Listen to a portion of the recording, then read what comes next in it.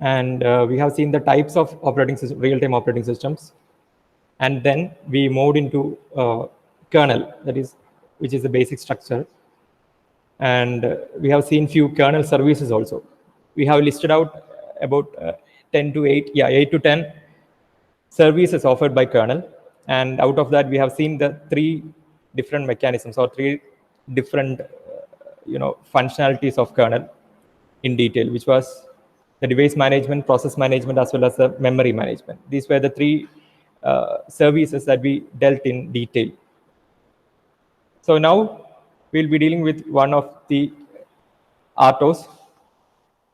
We'll share the screen.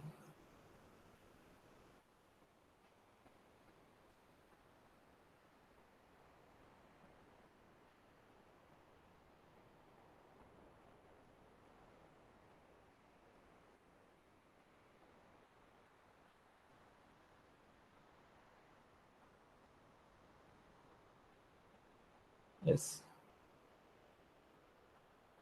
So this is one such operating system, that is real-time operating system. And it's called Micro C operating system version 2 RTOS. In short, it is called MuCOS. Mu in the sense micro. So Micro C OS version 2 RTOS. In short, it will be called MuCOS. So this is one such real-time operating system that we are going to deal in detail. We will be seeing some of the functions of this MuCOS, which is a real-time operating system. So this is a popular real-time operating system used for embedded systems. It can either be called as MuCOS or it can be called as UCOS also. Okay, version 2. It's a freeware for non-commercial use. You can obtain this from Micrium. There is one site called www.micrium, micrium.com. You can see that software present out there. So this is a commonly used RTOS for embedded systems. And the main, if you are asked for a definition, you can tell it like it's a priority-based, real-time, multitasking operating system kernel for microprocessors, written mainly in C programming language. 3 major things. It's a priority-based, that is, the processes will be dealt with on the basis of priority. That is, all the different processes will be given different priority levels. So this operating system performs on the basis of priority. It's based on real time. At the same time, it's multitasking also. So more than one task can be operated at the same time. So these are the 3 different characteristics of this particular operating system, that is MuCOS, Micro C, microcontroller operating system version 2, real-time operating system. And it's mainly written in C programming language, and it is intended for use in embedded systems. And now you can see the features of Micro C operating system. It is a very small real-time kernel. Its memory footprint is about 20 KB for a fully functional kernel. Memory footprint in the sense, it's the amount of memory that is required from the RAM during execution process. So this operating system requires about 20 KB of memory from the RAM during its running. During the running time, it requires a RAM memory of 20 KB for its fully functional kernel. Then source code, already mentioned, it's written in C language. Source code is written mostly in ANSI C. Then some characteristics you can see over here. That is, it's highly portable. Then you can see it's ROMable, very scalable, then preemptive, real-time, deterministic, multitasking. These are the main features of Micro C operating system version 2. This is a real-time operating system. A real-time operating system example ആണ് ഈ പറയുന്ന Micro C operating system version 2 എന്ന് പറയുന്നത്. Then major features എന്ന് പറയുന്നത് അവിടെ mention ചെയ്തിട്ടുള്ളത്, it's highly portable, then it's ROMable, that is, it can be built over a ROM, then it's scalable, then preemptive. That's a term. Preemption means you need to be familiar with this term, preemption. Suppose a task is being executed and a high priority task comes at that time. Okay. At this time, a task is being executed or a process is being executed. And at that time, another task which is of higher priority comes in. Suppose a situation of that sort. So in that case, if the higher priority is given the chance to process, to make use of the processor, then that we call it as a preemption. Okay, it's called a preemptive scheduling. That is, if we are giving space for a high priority task, then we call it as a preemptive type of scheduling. What is the other case? Other case is that the process that is currently running will be completely over. Only after that, the high priority task will be given chance to make use of the processor. These are the two ways. Like, a process, if operating mode, it's running, it's in the running mode. Suppose a higher priority process comes.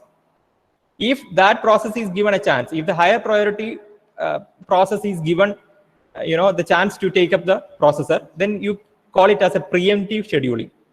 Preemptive scheduling means higher priority task will be given more priority.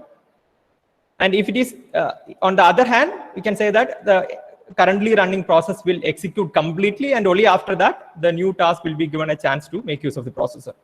That we can call it as a cooperative scheduling. So this particular RTOS, real-time operating system, is preemptive. That is, higher priority tasks are given access to the processor. Then it's real-time. It's based on real-time. That is, then it's deterministic. These are real-time, deterministic, and all. These are common features of any real-time operating system. Real-time that we have already seen while discussing about the comparison between general-purpose operating system and real-time operating system. Any RTOS will be having these features. That is, all the real-time operating systems will be based on real-time. Then it will be deterministic, and it will be based. It will be making use of multitasking kernel. These are very common. The only additional things are these things. That is highly portable. That is portable in the sense this particular operating system supports different architectures. So we will be having different architectures in, we will be having different architectures for the processors, right? So this is highly portable in the sense this particular operating system can be used across different architectures. Okay, this particular operating system can be made use in different architectures.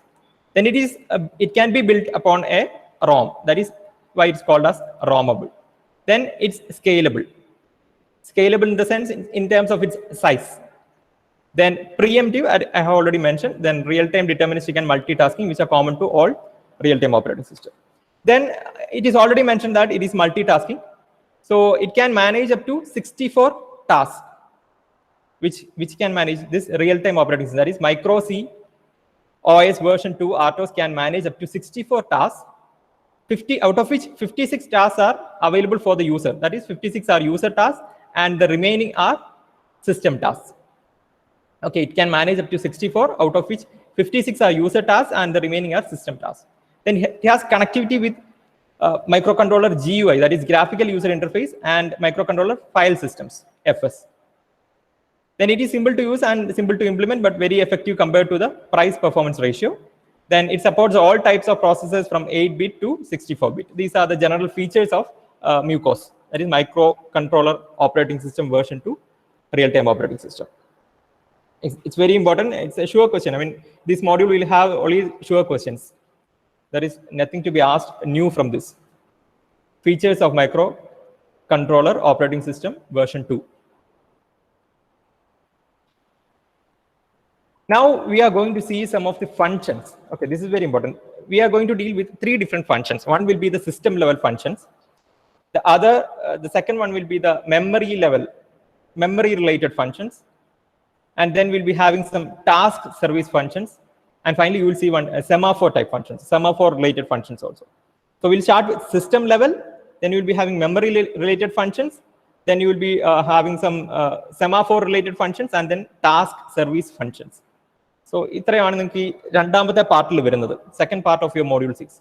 First part was all with the general things related to real-time operating system, and the second part we are specifically dealing with a particular RTOS, which is Micro C operating system version 2. So now let's see which are the system level functions. So here you will be dealing with, you will be learning some functions related to the operating system. So whichever be the type of operating system, the first process has to be the initiating the operating system before starting use of RTOS functions. So first of all, what we need to do is we need to initialize the operating system before starting using the RTOS functions. First of all, we need to initialize the operating system. Then only we can make use of the different functions that are available in the operating system. That once initiated, then you can go to the next step. That is starting the use of RTOS multitasking functions and running the task. That's the general statement. That is, we can make use of, we can start tasks. First, in the first stage or first step, you initiated the operating system, and then you started the a task, and then you started running the task. And in the next option, it's starting the use of RTOS system clock. We need to initialize the system clock, that is operating system clock. Then you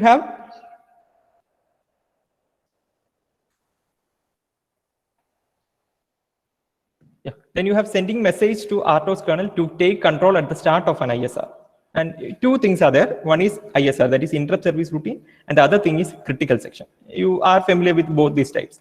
That is interrupt service routine and critical section, right? Interrupt service routine is something which has to be operated when some interrupts occurs. And critical section is a part.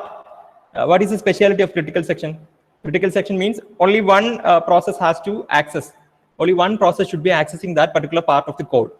Critical section is nothing but it's just a part of the code, your program code, where you specifically say that this particular code has to be accessed by only one process at a time. Okay, that's actually critical section. And finally, locking and unlocking OS scheduler. So we will be dealing with the functions related to these operations. These operations in all functions, micro, mucose RTOS these operations perform functions. We will start with initiating the OS, then starting the use of initiating the OS before starting the use of RTOS functions. Then we will start using RTOS functions and run the task. Then starting the use of RTOS system clock. Then sending message to RTOS kernel to take control at the start of an ISR. That is, we are sending a message. We need to send a message to RTOS kernel that an interrupt has occurred. Now you need to take control of that particular interrupt service routine. Suppose our program execute suppose an interrupt occurs. Now you need to send a message to the kernel, because the kernel has to deal with resource sharing and kernel. So you need to send a message to the kernel for taking the control at the start of an ISR. Similar to that of critical section. Critical section, now you have encountered a critical section, and at that time also you need to send a message to the RTOS kernel to take control. Okay, these are the two situations. And after the execution of ISR, you need to quit the control also. Sending message to RTOS kernel to take control at the start of ISR, there is another part. We need to send a message to RTOS kernel to quit the control at the end of an ISR. We are taking the control at the start of an ISR, and the kernel has to. In fact, the kernel has to take control at the start of an ISR, and the kernel has to quit the control at the end of the ISR also. It has to take control at the start of critical section, and after execution of critical section, it need to quit the control also. And both of them will come here. And finally, you will be having locking and unlocking OS scheduler, and that's related to how we deal with priority tasks that we will see in course, in due time. So we'll start with the first thing, that is initiating the operating system before starting the use of RTOS functions. Okay, so this is the function, that's OS init, init. OS init is the function that we use to initiate the operating system before starting the use of RTOS functions. Okay, this should be the first thing that you should use in order to initialize the operating system. The microcontroller operating system version 2 in the operating system. These are we are starting with system level functions. The first one is initiating the operating system by using the function OS init. This will be the function used. So all these functions that we are going to mention in system level functions does not return any parameters. It will not be returning any values. That's why it's mentioned as void. Then initialization is over. We have initiated the operating system, and next we need to start the. Once initiated, we can make use of what? We can make use of the operating system functions. We can make use of operating system functions, and we can start processing. So initiated here, and the next stage you can use this function, that is void OS start, to start the initiated operating system and create task. Okay, in order to create task, you may make use of this function, that is OS start. 1, 2, 3 these steps, these are the same steps. So we have initiated the operating system by using this function os init, and by using os start, void os start, we have started the task, or we have created the task and started operation. And the next stage, we need to initialize the system clock. For initializing the RTOS system clock, we can use this function, that is os tick init. Os tick init. This is actually the this tick is actually the clock ticks. We set the system clock in the ticks. So this function, that is void os tick init, is used for initiating the system clock ticks.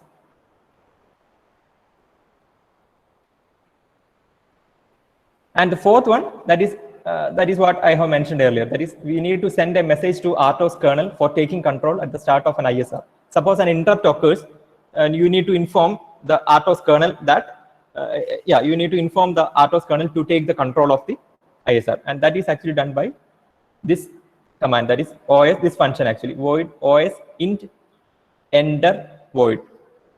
Os int enter. This is main os int enter. Int in the sense interrupt. Os int enter is used.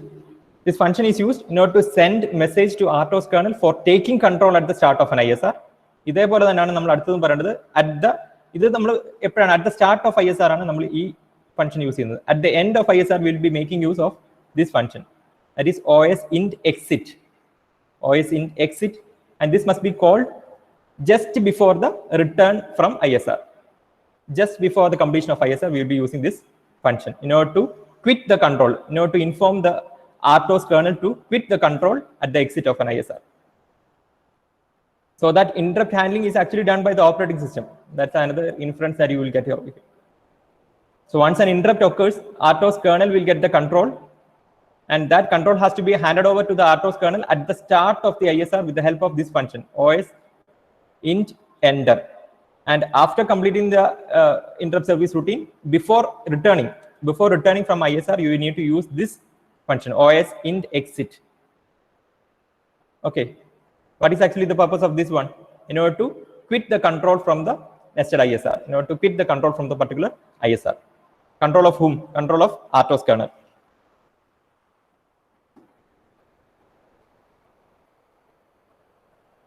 And ISRM pinne രണ്ടാമതുള്ളത് critical section ആണ്. Now before, at the start of critical section, you can make use of this function. That is, same sentences ആണ്, sending message to RTOS kernel for taking control at the start of a critical section. For that you can use os enter critical. This is used at the start of an ISR or task. Yeah, it's a critical section in fact.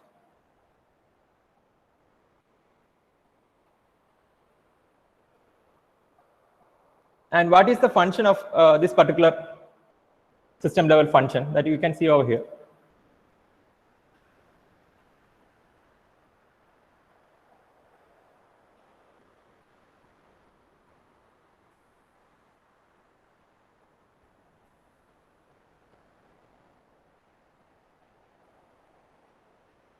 You can see the board, right? Board കാണാലോ. Anybody please reply over the mic. Can you see the board? Sir, can you see? Okay, fine. So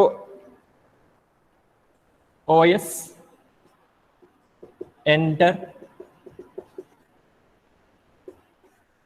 critical.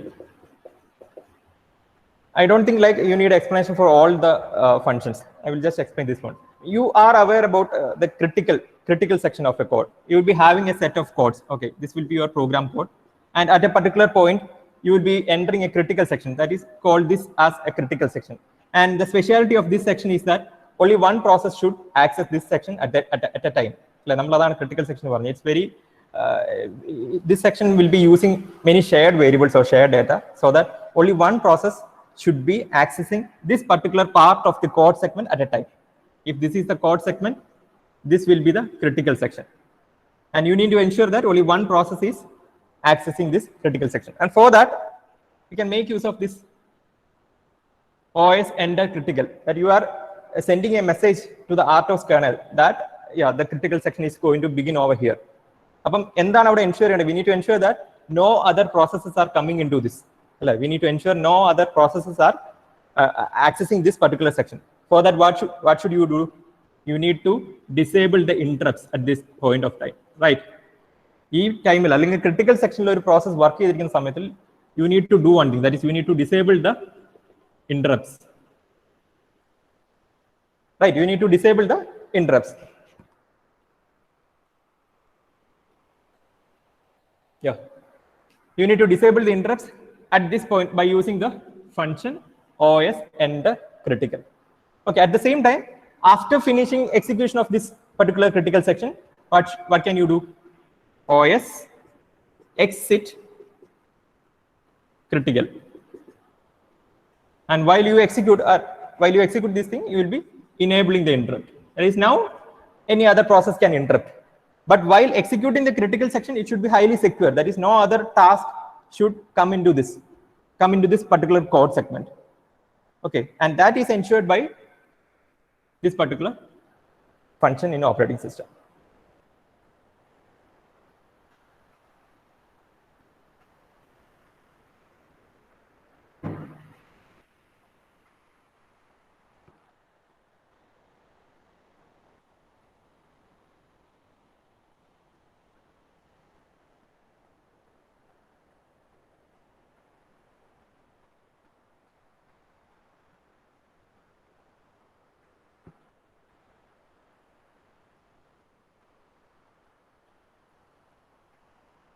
Okay, so that's mentioned over here. OS enter critical, and finally you'll be having the OS exit critical. And this OS exit critical is used at the end of the critical section for sending a message to RTOS kernel and enabling the interrupt. Now the other processes can interrupt, right? Our critical section is secure. And the 8th point is locking OS scheduler. That the function that is used for that is OS shed lock. This is the function. And what does it do? It disables the preemption by a high priority task. And I have mentioned about preemption. And preemptive property, I have mentioned about this term called preemption. Preemption is the process by which a high priority task can access the processor. So that will be blocked over here. It disables this particular, if you are using this function OS shed lock, this function actually disables the preemption by a high priority task. That is, at this, if we are using this function in a task, it means that you are disabling the preemption of high priority task. No high priority task can come into that process or make use of the processor at that time. And in order to unlock that, we will be using another function called OS shed unlock that enables the preemption by a high priority task. Preemption is nothing but a high priority task comes into place of a particular process. You are executing a process and a high priority task comes. If you are giving permission to that high priority task, then we call it as preemption. If you are not giving permission, it is called non-preemptive nature. So if you are locking that, OS shed lock means we are disabling the preemption property. If you are using unlock, we are enabling the preemption property. So these are the different functions, system level functions, in fact. Simple functions, in fact. You start with initiating the operating system before starting use of RTOS function. RTOS in the functions using the number, the first thing is that you need to initialize or initiate the operating system. Okay, after that you start the operating system and create tasks and execute them. And then initialize, then you have another function for initializing the system clock. Then for controlling, for sending a message to RTOS kernel for controlling the ISR. At the start of ISR as well as for quitting the control at the exit of ISR. Similar to that, at the start of the critical section and at the end of the critical section for quitting the control. And finally, OS shed lock and OS shed unlock for disabling preemption and enabling preemption. Is that clear? Clear or not? These functions are important. Is that clear for you? Okay, good. We'll move to the next type, that is task service function. First, we were dealing with system level functions. And remember that, first point, it's not mentioned, but you write it like it returns no parameters. It is not, these functions, the functions that we have seen right now, the 9 functions, in fact, they will not be returning any values. they will not return any values. You can mention it like that. System level functions. Now coming to the task service functions. So as I already mentioned, we will be dealing with 4 different types. That is system level functions, then task service functions, then you will be dealing with memory related functions, and then finally semaphore related functions. So the second one is task service function. So how you create a task, how you handle that task and all. So that we will be dealing over here. And these are actually the things that you need to do with task. ഒരു task കൊണ്ട് നിങ്ങൾ ചെയ്യേണ്ട കാര്യങ്ങൾ ഈ പറഞ്ഞിരിക്കുന്നതാണ്. Okay, these are the things. Yeah, these are actually the things that you need to perform. You need to create a task that you know. You need to create a task. You sometimes will have to suspend a particular task.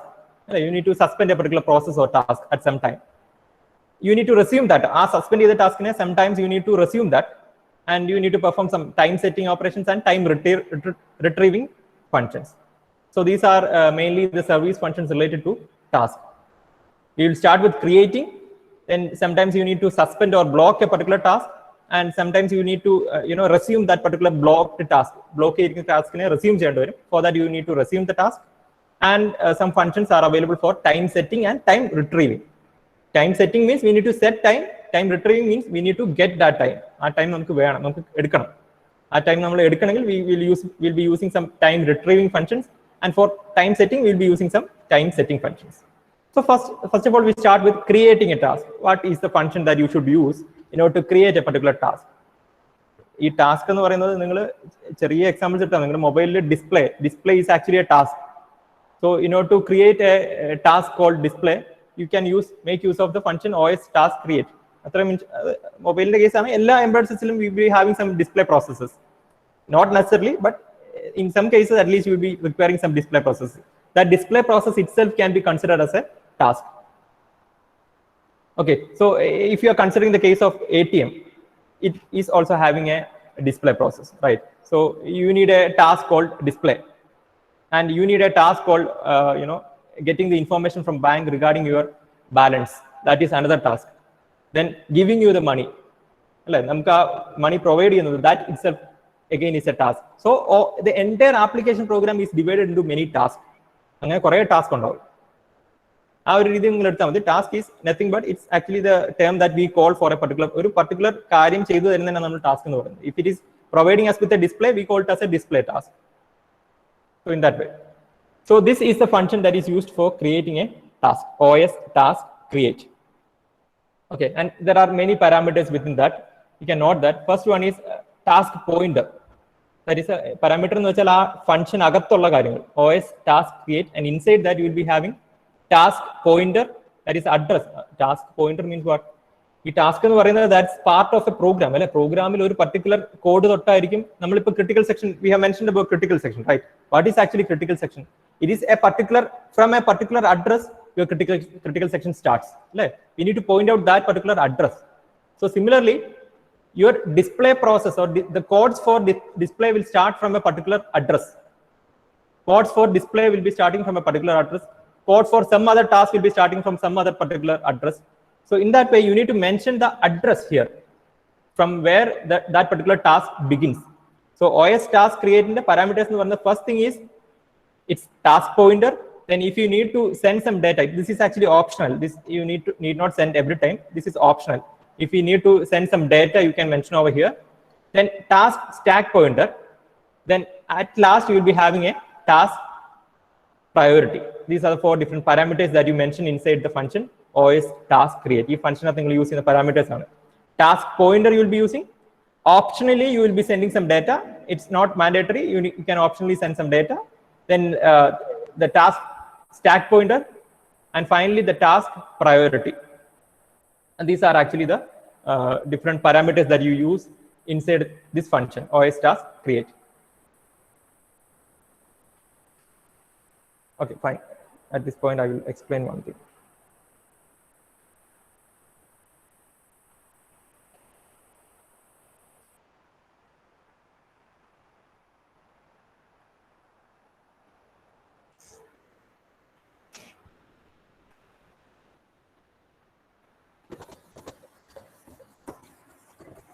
So you need to understand one thing from here, that is OS task. From OS task,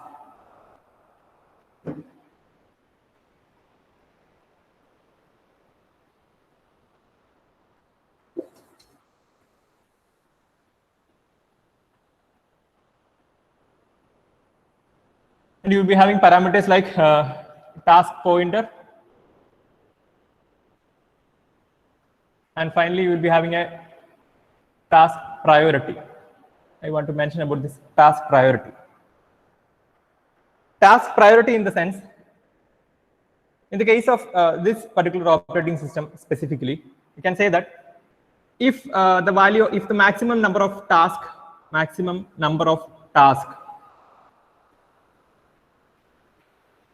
then you have another parameter called system reserved. I will mention that. Then task low priority, task high priority.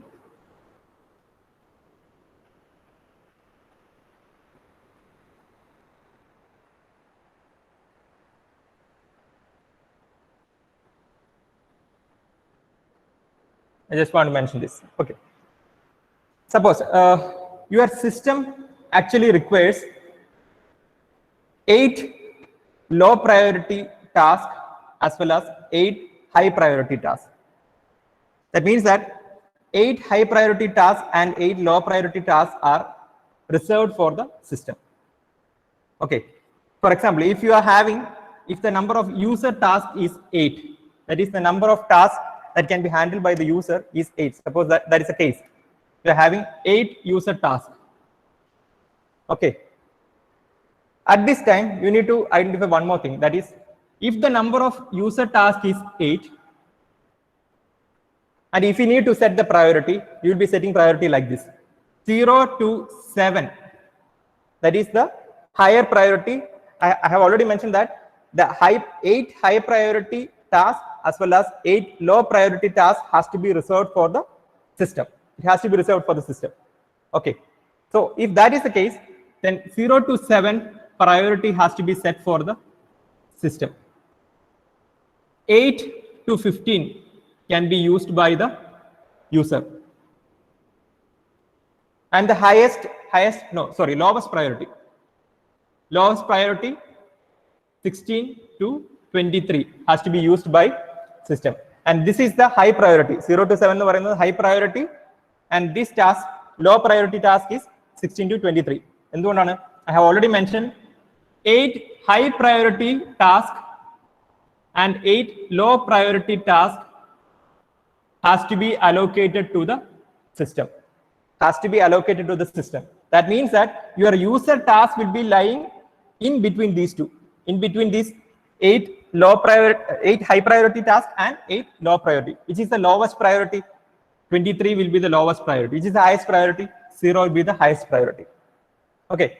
23rd task will be your lowest priority task, and this will be your highest priority. So if you are given a data like you are having 8 user tasks, that means that in total your system will be having 24 tasks. Clear or no? Since you need 8 high priority tasks as well as 8 low priority tasks, which should be completely dedicated to the system. User task in the count 8. If you are given an information like this, that in fact gives you an idea about the maximum number of tasks also. So if 8 is the number of user tasks, then you will be having maximum number of tasks as 24. 24 in the sense 0 to 23. Adil 0 to 7 it will be meant for the system task, and it will be meant for the system, and the low priority 16 to 23 will also be meant for the system. And the user can use these priority levels from 8 to 15. These priority levels can be used. So in the function that we discussed right now, when we discuss the OS task create the function, last we are having a term called a parameter last thing the task priority. So if this is the case, you can use at that particular point, you can use any value between 8 and 15. Okay, user level we can use from 8 and 15, and this 0 to 7 and 16 to 23 are exclusively for the system level or for the system priority. This is essential. So yeah, you will be available. I mean, you will be knowing about this. Task low priority in this case. If you are considering this example, lowest priority will be 23, highest priority will be 0, and system reserved will be 0 to 7 and 16 to 23. Is that clear? Clear ആണോ പറഞ്ഞത്?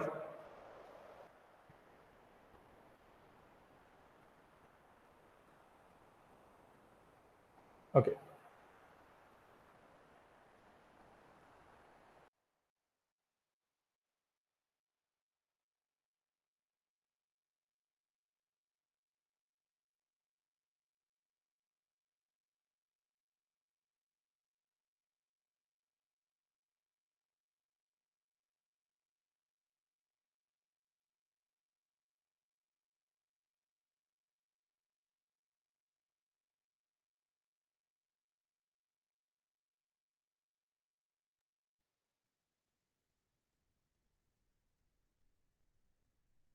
Sir സാറിൻ്റെ audio ഓഫിലാണ്.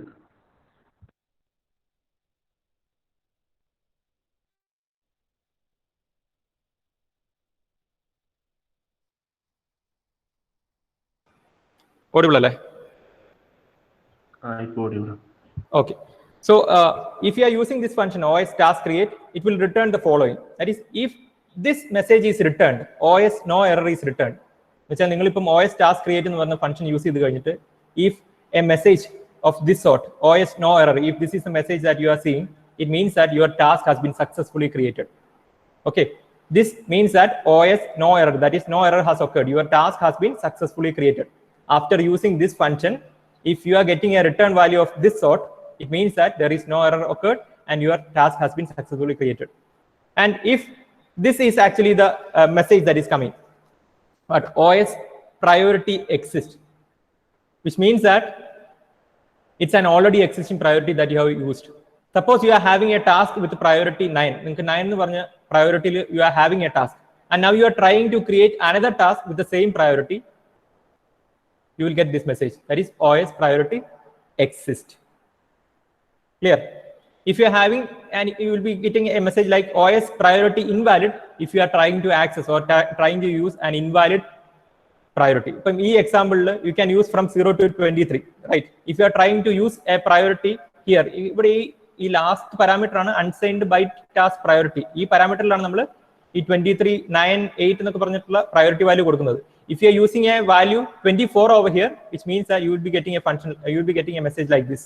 That is, your priority is invalid. Okay, which should be the priority that you should use. നിങ്ങൾക്ക് ഏത് priority use ചെയ്യാൻ പറ്റും? നമ്മുടെ ഈ എക്സാമ്പിളിൽ what is the range of priorities that you can use as per our example?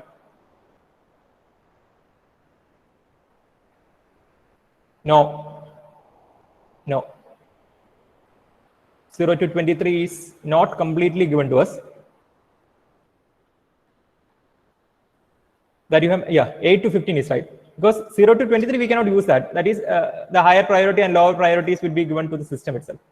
So when we are coding, when we are doing some coding purpose, we can make use, or you can say the user can use from 8 to 15. Okay. So if you are using a priority that is invalid in the sense it will be out of the priority list. Either it will be out of the priority list, or you can say that we are using an illegal or the priority that is not meant for us, meant for the user. In fact, user use ചെയ്യാൻ പാടില്ലാത്ത ഒരു priority ആണ് use ചെയ്യുന്നതെങ്കിൽ that will also give us a message like this, that is OS priority invalid. And finally, OS no more TCB, that is there is no space for allocating TCB. Task control block in there is no space available. If that is, I mean, when we are creating a task, നമുക്കറിയാം ഒരു task create ചെയ്യുന്ന സമയത്ത് ultimately we should create a task control block also. നമ്മൾ process control block create ചെയ്ത പോലെ തന്നെ we need to create a task control block. So അതിന് space available അല്ല എങ്കിൽ you will get a message like this, that is no more TCB. So this is clear. And this OS task create എന്ന് പറയുന്ന function നിങ്ങൾ use ചെയ്യുമ്പോൾ these will be the messages. If it is fully okay, you will get a message like this, OS no error. Is that clear? Clear ആണോ ഇപ്പം പറഞ്ഞത്? Remaining we will discuss in the next class. Is that okay? Fine. You can mark your attendance now.